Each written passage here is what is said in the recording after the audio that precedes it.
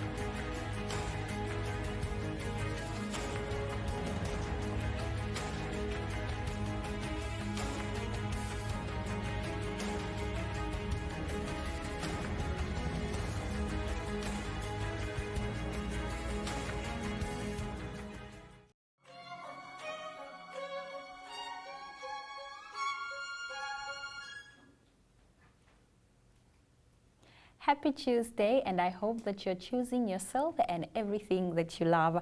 Now, in our top stories this morning, at least 10 people killed in IED attack on a vehicle in Kenya. At least 10 passengers were killed and many others wounded when a vehicle they were traveling in ran over a bomb set on the road along the Arabia-Mandera Highway on Monday in Kenya. According to a report, the vehicle was spraying an unknown number of passengers to Mandera town when it ran over an improvised explosive device. Police said at least 8 passengers were seriously injured in the incident. However, witnesses said the death toll may rise between the victims because the victims had serious injuries. Police suspect the explosion was set up by the Al-Shabaab militants operating in the area after crossing the porous Kenya-Somali border. Northeastern New Regional Commander George Seda said no arrest has been made after the incident, but the teams were on the ground to pursue those who are behind the bombing. In our second story, AU suspends Burkina Faso over military coup. The African Union has suspended Burkina Faso from all its activities within the Continental Organization following the January 24 coup that ousted President Roch-Marc Christian Kabore. The bloc's 15-member Peace and Security Council said in a Twitter post that the council decided to suspend the participation of Burkina Faso in all activities of the AU until the effective restoration of constitutional order in the country. This is the second suspension in 1 week following the Burkina Faso coup. ECOWAS was the first to suspend Burkina Faso. A delegation of ECOWAS heads of diplomacy on Monday arrived in the capital of Burkina Faso, Ouagadougou, for talks with members of the junta, which has been in power for a week. A jihadist insurgency that spread over Mali's border has killed over 2,000 people and displaced 1.5 million since 2015.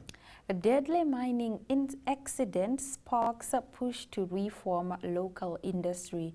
A deadly mining accident in western Ghana that killed 17 and injured hundreds has provoked accusations on the failing safety regulations of the country's industry. The explosion occurred on the 20th of January near the mining city of Bongoso, around 300 kilometers west of West African country's capital, Accra. Buildings were destroyed and approximately 500 people were injured as the truck carrying explosive to the Chirano gold mine collided with a motorcycle.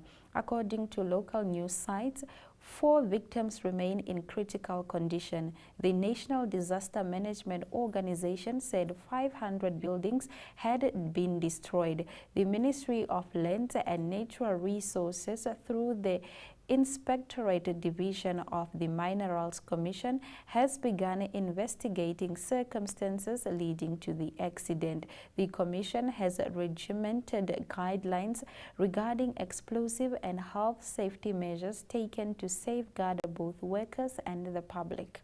Now in South Africa, cops who fail to open domestic violence cases could be guilty of misconduct. This is according to the President Cyril Ramaphosa.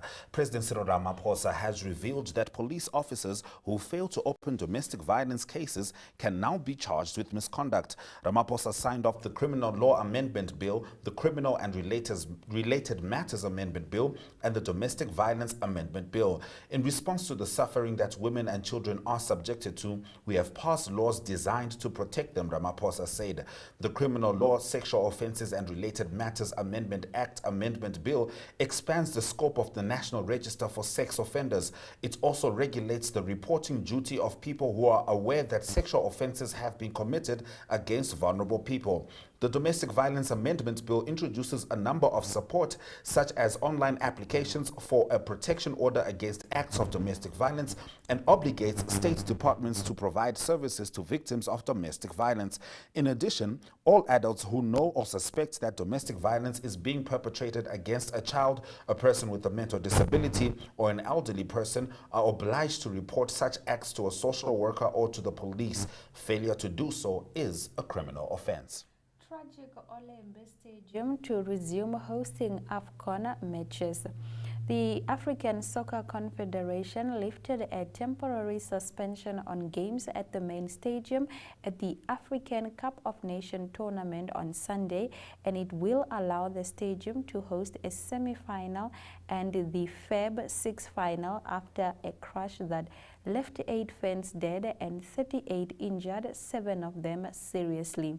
The Confederation of African Football made the move after receiving a report into the deadly stampede at the Olembe Stadium in Yaoundé during the last 16 games between the tournament hosts Cameroon and Comoros.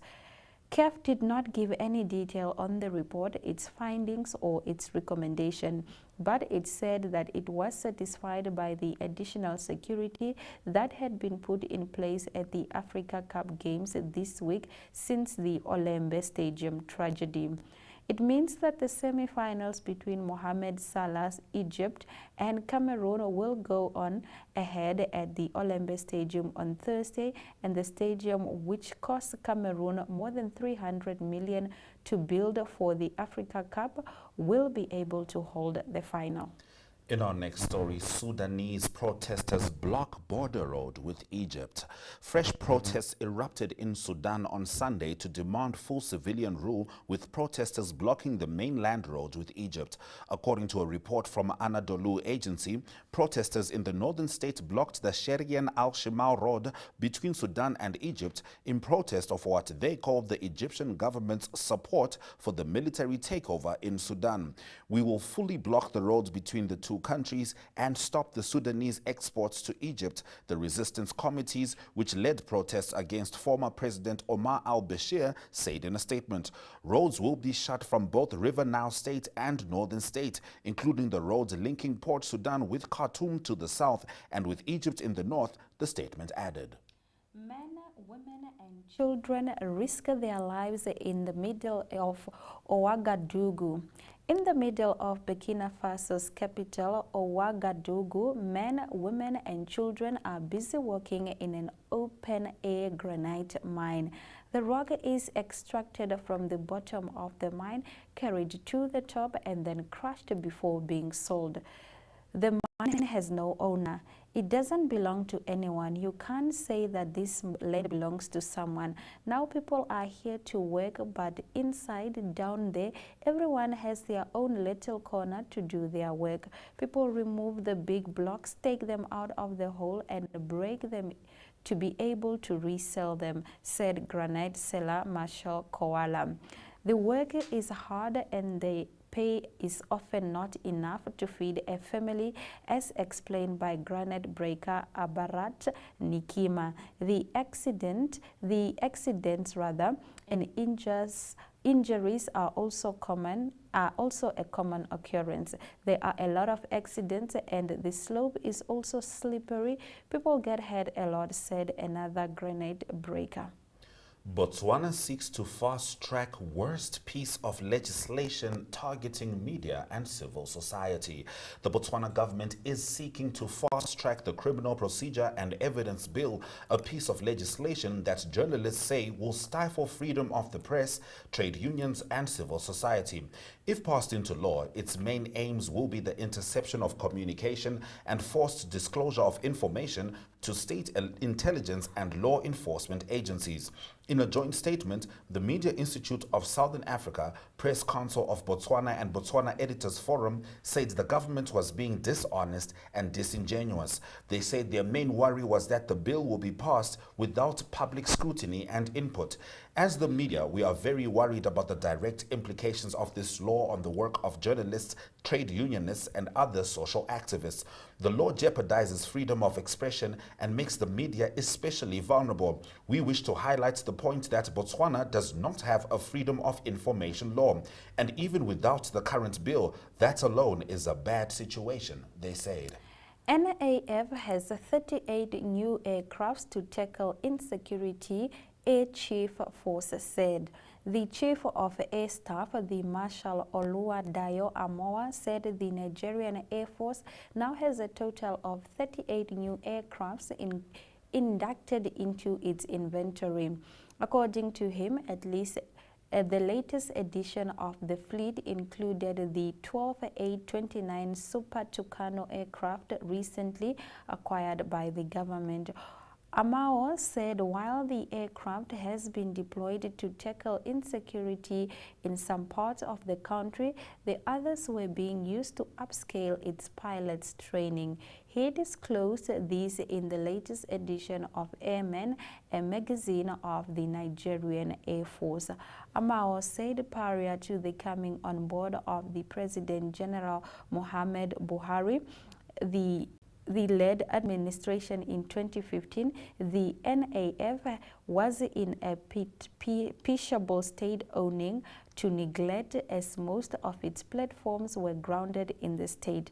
The acquisition and reactivation, as well as the emplacement of a robust logistic support structure, have enabled NAF to raise the serviceability status from about 35% in 2015 to about 72% as of September 2021. Now in the last of our top stories, authorities must act, says ANC after recent attacks on party members. The African National Congress says the recent attacks on its members and councillors is a concern to the governing party. On Sunday, ANC spokesperson Pule Mabe indicated that the authorities needed to speed up investigations so those behind the crimes can be held accountable. Law enforcement agencies need to act with the necessary speed. A crime is a crime. Whether it is committed in an ANC meeting against an ANC member, it is still a criminal act. We must act with the necessary speed. The killings in KwaZulu-Natal, the harassment of a regional executive committee member out in Kangala, Mpumalanga, acts of arson in the Eastern Cape, those things have got to be acted on, he said. All right, that brings us to the end of our top stories. Now, it's no secret that COVID ravaged several industries, including hospitality and tourism. But now there's a new innovation that could, well, grease the wheels. Stick around. We'll be talking about that after the break.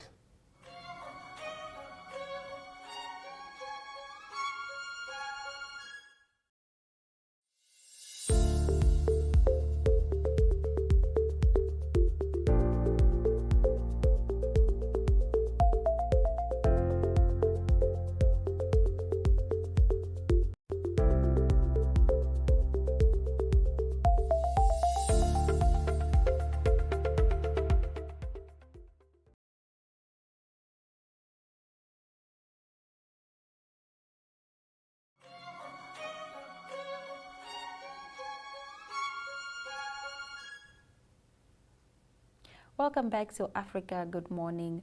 Gita Peitzel, the Chief Executive Officer of the Hospitality Association of Namibia, shares more on COVID-19 verification of test results and vaccination certificate systems, which was officially adopted in Namibia on the 15th of July. Have a look.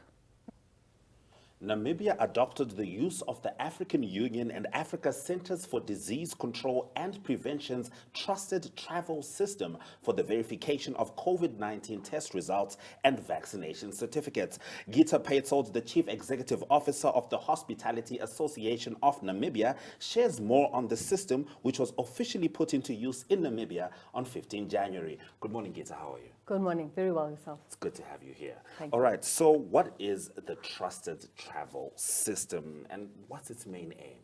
It's an online registration portal for travelers entering Namibia and also exiting Namibia, similar to what has been instituted in the rest of the world. I know Europe also has put in place online arrival systems so that people can upload their details and their vaccination status, and in our case would be the PCR tests that need to be verified by a system, taking it off sort of hard copy and physical contact dimensions, because, you know, COVID has taught us that social distancing is key, and speedy and technology gives us the potential to actually have a very efficient and effective online registration system. African Union was sort of developing the system for the past year. I know Eastern Africa has implemented that some months ago, I think quite early in the year 2021. So Kenya and Tanzania have been using it quite effectively.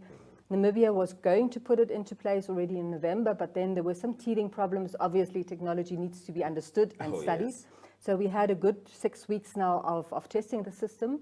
After a couple of teething problems and technical glitches, I think it was smoothed out. So 15th of January, just after the main holiday season that Namibia has had, was a good way to implement the system for use of all travelers entering Namibia. All right, well, better late than never, so to speak, but technically not actually late. Now, you mentioned we moved away from making use of paper, which I assume is also good for the climate, right? Which is fantastic. But what have been the problems associated with establishing the system? People are still apprehensive, and some people do not have the means and the access to technology. So what our advice from the travel industry has been all along is to please make use of the platforms that are, and it's so easily accessible. Everybody that has access to the internet can just put in their trustedtravel@panabios.org. That's the email address or the website address. Travelers would then upload their own personal account by giving your name, your email address, you will be able to create your own password, so it will be your own travel account on the Trusted Travel system. And on that, you can currently upload your PCR test. There are two ways of doing that, either by way of the registered test labs that the Panabio system has actually selected. The whole aim is not only for efficiency and speed in entering a country, but also the verification, because unfortunately, we have seen that some people fake their PCR tests, just as much as what happened elsewhere in the world, where people also fake their vaccination cards. So the system is also a verification system to make sure, through a good control mechanism with QR codes, and results directly submitted by test labs, that bona fide accredited results are uploaded. But given that not every country has all accredited labs from the Trusted Travel system, there is an option to actually upload your tests from your lab via the Global Haven system, which is linked to the Trusted Travel system. So wherever you are, there are labs that will be accredited to actually apply to the Panabio system. So once you've got your test results, you create your account, you go into the system, and where it says please upload your test results, you can either do it to the TT, which is the Trusted Travel system, or then the Global Haven system. Both will be easily acceptable here in Namibia.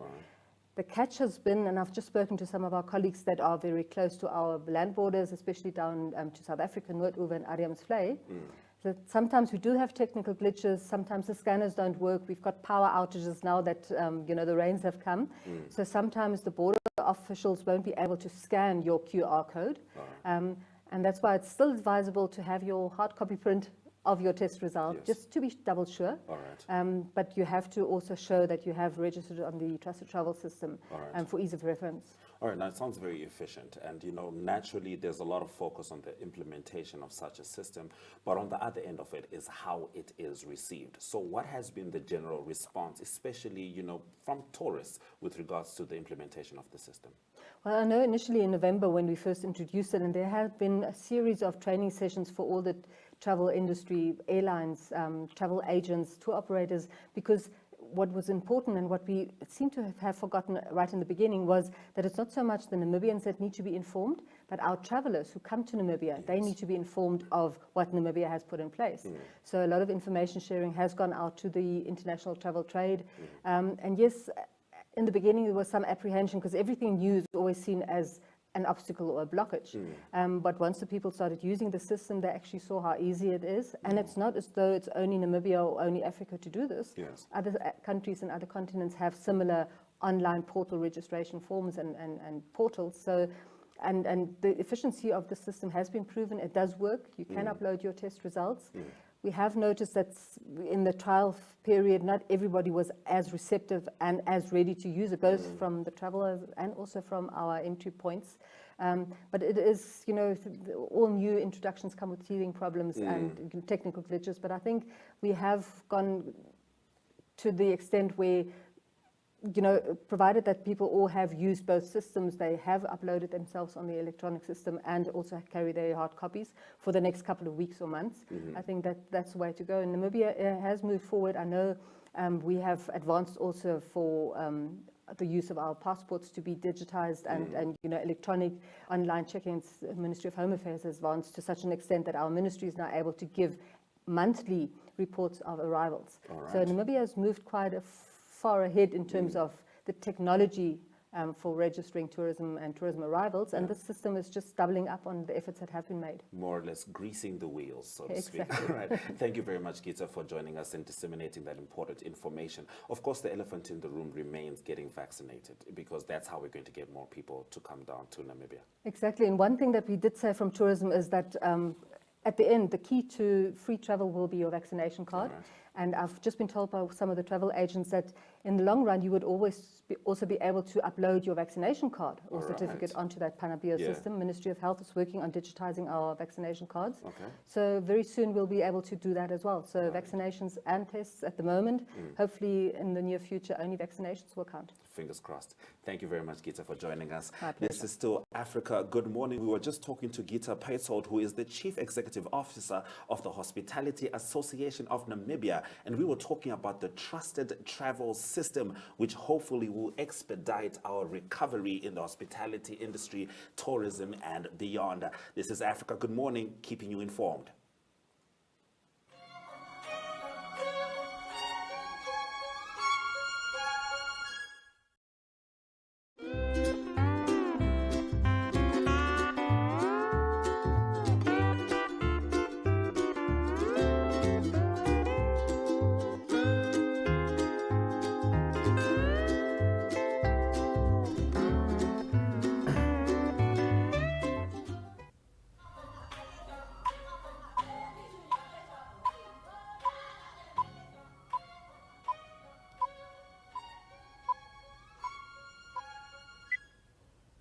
Thank you for Namibia staying adopted with the us. use of the African Union and Africa Centers for Disease Control and Prevention's trusted travel. What an interesting conversation. I certainly enjoyed that. And it's always good to see hope in the tourism industry, because ultimately that's what brings people to Namibia. All right, this is still Africa. Good morning. Now we're not going to so much talk about Namibia as we are going to be talking about Zimbabwe, because of course we pride ourselves on being your reliable source for decentralized African news. Talent is on the other side of the line. Talent, how are you? Good morning, Ashley, and good morning, Aina. How are you doing? We are all right. We are fine. We've received a few rains over here, but unfortunately in some parts of Zimbabwe it's a little heavier because Tropical Storm Anna has damaged 105 homes in Manicaland. Could you tell us about that? So Tropical Storm Anna has destroyed at least 105 homes, 6 school buildings and road infrastructure in various districts across Manicaland province. Apparently, Manicaland province is one of those areas that are usually affected by tropical storms or cyclones if they do happen to get into Zimbabwe, because Manicaland province is close to Mozambique, and most of the cyclones and tropical storms, they come from Mozambique. So it is usually the place that is heavily affected by these cyclones. So the Manicaland province Secretary Edgars Seyenza said that no deaths and injuries had been recorded in the province, despite the destruction recorded in some of the areas. We've also seen that the government has set up 459 evacuation centers in the province for the people who be in need of government assistance. So we find that some people are actually staying at the evacuation centers, and they will be going back to their homes when they feel that it is safe for them to go to their homes. So government is giving them assistance, and they're giving them assistance in terms of evacuation centers and also food and clothes and bedding. So yeah, that is all on that issue. All right, heavy rains has also disrupted coal mining in Hangwe. Please tell us more. So the persistent heavy rains in Zimbabwe's coal-producing region of Hwange is affecting the country's efforts to address electricity needs. You find that most of the country's coal, it comes from Hwange. It is the place that most of the coal comes from. So the rains are disrupting coal mining operations in the area, resulting in failure by local mines to meet Hwange power station's monthly demand of 90,000 tons required for power generation. So authorities at the Hwange power station are saying that these heavy rains, they are actually affecting their day-to-day operations, and apparently at the moment we are experiencing prolonged power shortages, and they are also attributing these prolonged power shortages to the disruptions that are being caused by the heavy rains at the Hwange power station. All right, now in the last of your stories, ahead of the 2023 general elections, the Zimbabwe Electoral Commission has established 2,700 mobile voter registration, I want to say, centers. Tell us about that. The Zimbabwe Electoral Commission has established over 2,700 sites throughout the country for the first phase of the intensive mobile biometric voter registration exercise, which actually begins today. ZEC had initially intended to start the blitz on December 6 last year, but they postponed it without giving any reasons. The voter registration blitz is part of several pre-election activities that the Zimbabwe Electoral Commission and other relevant stakeholders have lined up in preparation for the 2023 general elections. In December last year, ZEC revealed that it had only registered close to 3,000 new voters during the course of the whole year. So we are hoping that by establishing this mobile registration, voter registration, people will actually go out and register to vote in their numbers, and we can surpass the 3,000 that registered last year as we move forward, as we move towards the general elections in 2023. Thank you very much, Talent, for bringing us the news stories from Zimbabwe. All right, it seems Talent has gone. All right, goodbye, Talent. Okay, so we know that tropical storm Anna has been ravaging several parts of Southern Africa. Would certainly love to send our hearts to them. And of course, if you can donate to assist your fellow African, please do. Now, today we might want to check out what the weather forecast is in your area.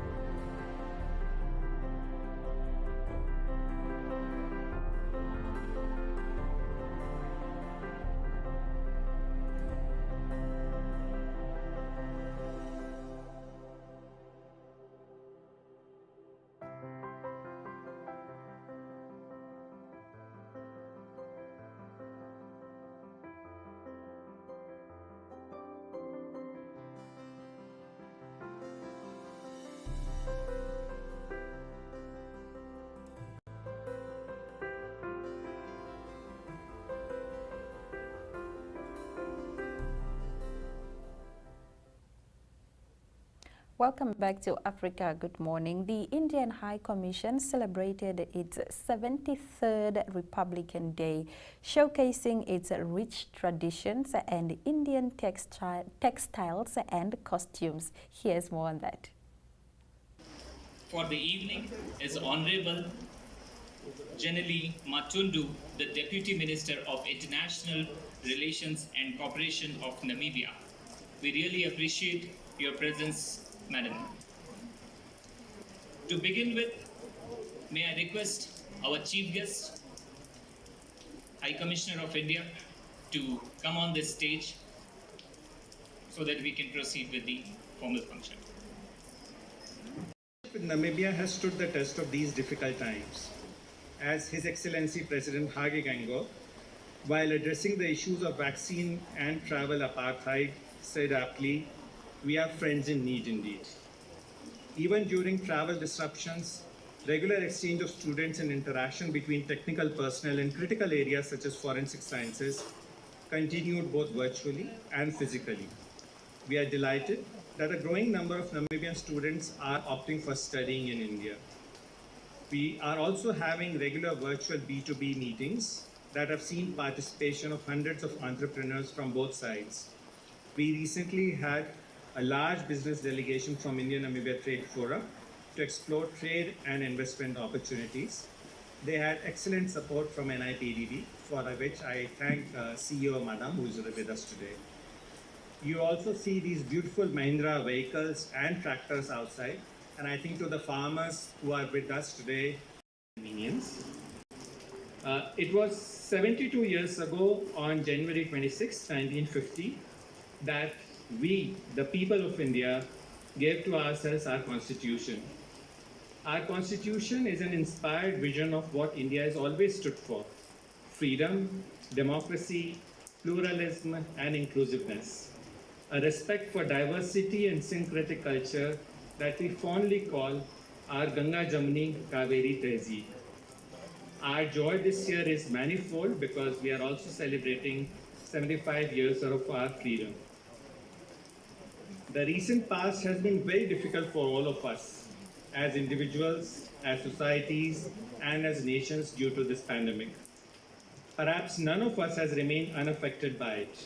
And yet, when about 2 weeks ago we decided to go ahead with this function, we wanted to do so to also celebrate our resilience, register our resolve, and our will and determination to overcome the enormous challenges that we've all faced.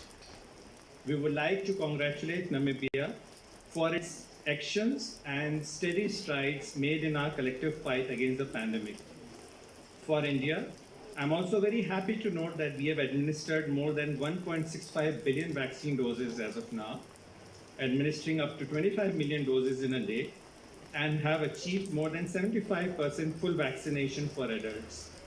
We are producing our own vaccines, which have also benefited a large number of our partner countries, especially those in Africa. Pandemic has also provided opportunities for innovation and use of big data technologies. Our CoWIN app, which is a comprehensive cloud-based IT solution for planning, implementation, monitoring and evaluation of COVID-19 vaccination in India, has been the backbone and critical enabler for handling this massive vaccination campaign. We have offered the open source code globally, including to Namibia, since we believe that we are safe only when everyone is safe. During the pandemic, in the last 2 years, we have increasingly also switched over to digital transactions, which, as nearly in USD 915 billions in 2021 alone, are now equivalent to 31% of India's GDP, with more than 250 million users and 137 million merchants. Technologies have been launched and they've received excellent interest. The supercomputer from India that powers high-performance computing there is called Param Arup. I hope I pronounced it right, but I know that Arup in Damara language means cheetah, though I'm sure Nust can probably add Christine Boma and Beatrice Masalingi to the name as well. But I'm very happy to state that we are currently engaging with Namibia in a very unique conservation effort with no parallels whatsoever in the world to introduce cheetahs back into India. We have wonderful conservationists like Honorable Speaker, Madam Katya Vivi, and the entire team from the Cheetah Conservation Foundation, led by Dr. Laurie Marker and Dr. Bruce Brewer, who have traveled all the way from Varango to be with us, and I know that their chairpersons are also here. We would like to thank you for the wonderful work that you are doing. And I can reassure you that your cheetahs would be wonderful goodwill ambassadors for Namibia to millions of Indians. Distinguished guests, the Indian community in Namibia may be very small, but it has made deeply meaningful contributions. They are a value.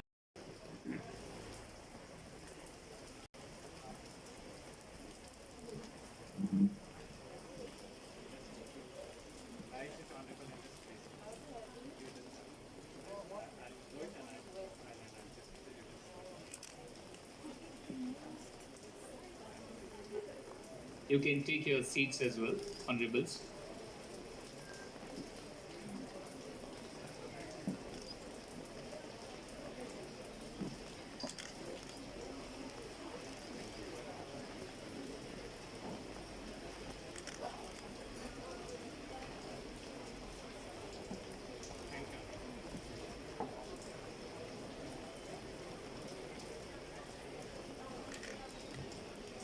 Ladies and gentlemen, give a big round of applause with the opening of this function.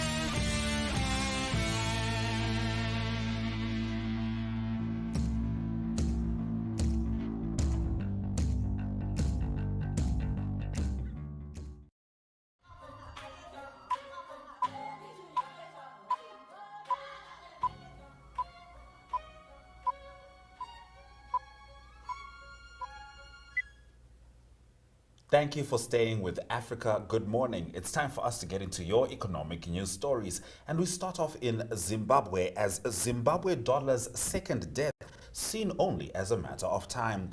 Zimbabwe's government has failed to win confidence in the Zimbabwe dollar, the reintroduction of which Finance Minister Mthuli Ncube has staked the stagnating economy's recovery on. For the second time in 2 decades, Zimbabweans are abandoning their local currency.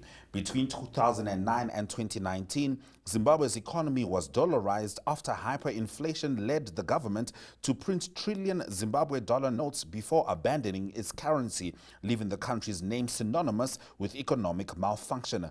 While the subsequent dollarization tamed price growth, it hurt businesses as neighboring countries using their own depreciating currencies undercut Zimbabwean manufacturers.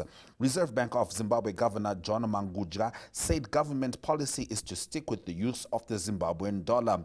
Central bank figures show that 44% of transactions in the country are conducted in greenbacks. With the Zimbabwe dollar untradeable outside the country, the American currency is used to pay for everything from fuel to food, passports, medicines, and school fees.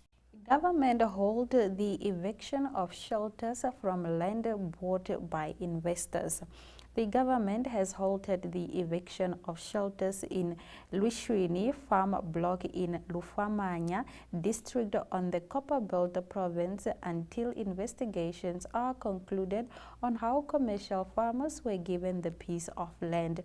Over 100 families that have lived and cultivated in the farming block for generations are being forced to move out of the area by investors. Lands and Natural Resources Minister Elia Muchima assured the settlers that the government will put their interests first and protect their rights. Muchima directed a verification committee to establish what transpired in the leasing of the farm block and if people people were compensated. Meanwhile, Lufanyama District Commissioner Justine Malikwa disclosed that the farm block started operating in 2008 and 6 commercial farmers have established themselves in that area. Now in our third story, COVID-19. More Nigerians lose jobs and withdraw 30 billion naira in pension savings. An equivalent of $72,202,164 has been withdrawn in Nigerian naira from pension savings in 2021. The number of contributors who withdrew funds from their retirement savings accounts after losing their jobs rose to 28,041 in the 9 months to September 2021 from 26,458 in the same period of 2020. Data obtained from the National Pension Commission on withdrawal of 25% of RSA balances showed that the workers withdrew 15.11 billion naira from January to September 2021 compared to 14.91 billion naira in the same period a year earlier. Now, the head corporate communications PENCOM, Mr. Peter Agahoa, said workers who lost their jobs could withdraw a quarter of the savings in their RSAs to cushion their hardship after 4 months of job loss. Tanzania Bridge to start operation in February. Construction of the new Tanzanite Bridge in Dar es Salaam is complete, with operation expected to start today, the 1st of February 2022. Works and Transport Minister Prof. Makane Mbarawa has said. Mbarawa gave the update during an inspection tour of the project, which has cost 243 billion Tanzanian shillings, equivalent to over 105 million US dollars. The minister further said no tolls will be imposed for using the bridge, which is open to all motorists. The Tanzanite Bridge was built by South Korea's GC Engineering along with Coco Beach coastline in Oyster Bay, stretching all the way to Aga Khan Hospital. The bridge connects roads linking Aga Khan Hospital with Obama, Kenyatta and Taure Avenues, covering 1.3 kilometers. All right, that brings us to the end of our economic news stories. Now, from Magic Johnson to LeBron James, I've always been an avid NBA fan. And after the break in our sports news, we'll be looking at how the NBA is making its way into Africa. But before that, economic indicators.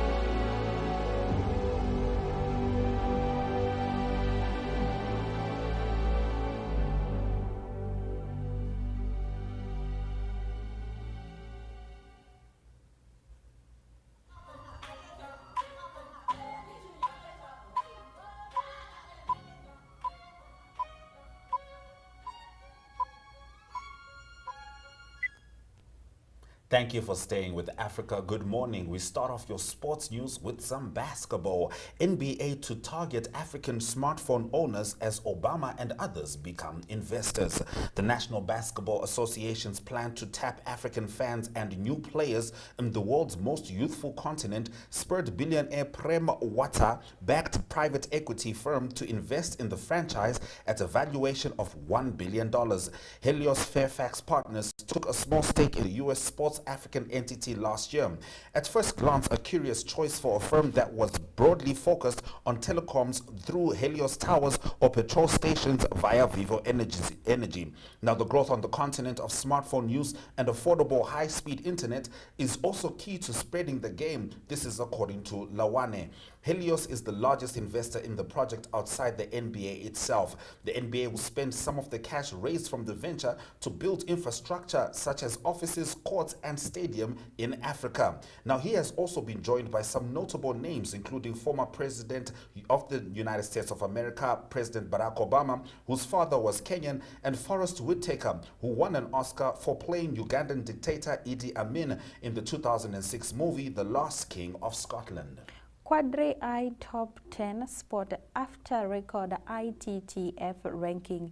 The Nigerian star table tennis player Aruna Quadri is on cloud 9 after being ranked world number 11 by the International Table Tennis Federation on Sunday. Quadri broke his own record in the world ranking. He climbed to the 11th spot in February 2022 ITTF World Ratings.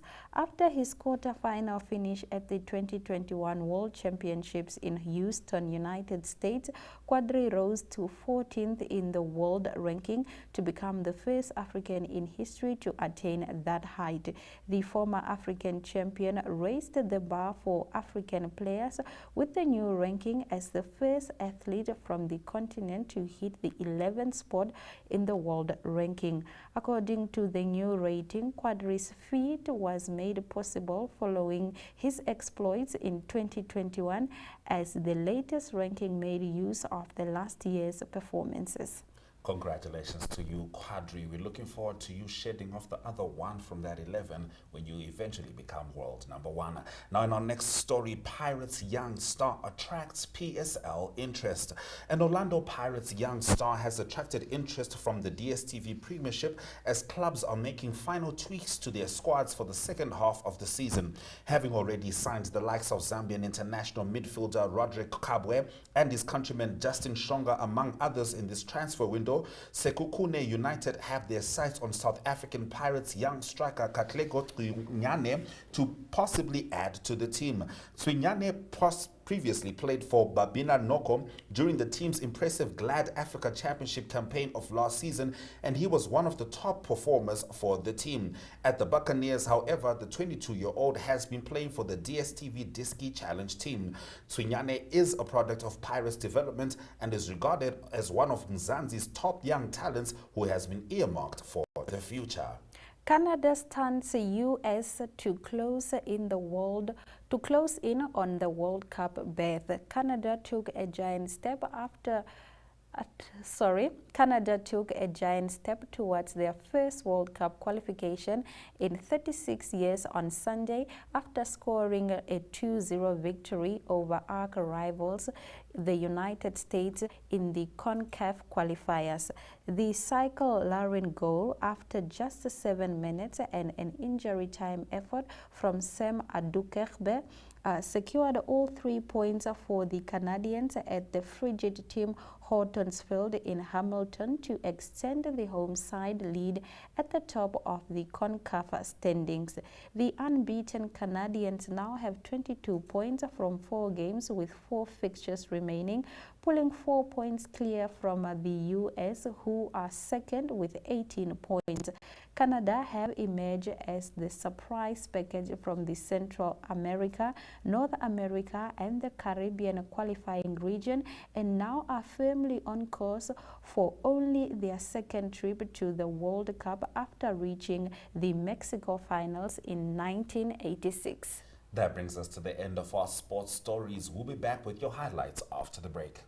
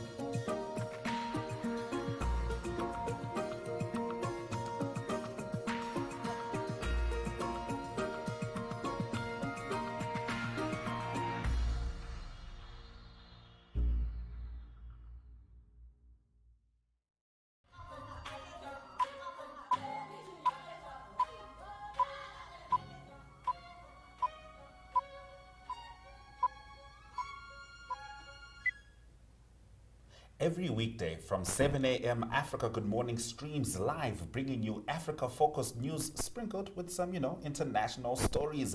And if you weren't, early enough to join us in the morning, don't worry about it. We've still got you just before work because your headlines are up next. At least 10 killed in IED attack on vehicle in Kenya. AU suspends Burkina Faso over military coup. Deadly mining accident sparks push to reform local industry. Cops who fail to open domestic violence cases could be guilty of misconduct, according to Cyril Ramaphosa. Zimbabwe dollar's second death seen as only a matter of time. Those have been our stories. Thank you very much for joining us on Africa Good Morning. We do welcome your remarks regarding our show. You can email them to us. Our email is agm_2centsworth@nmh.com.na. Alternatively, we are on Facebook and Twitter. That's at Africa Good Morning. We also have a website called One Up To. Please do visit us. And on that note, is all our love, all our light. God bless. Swera Jaganaka.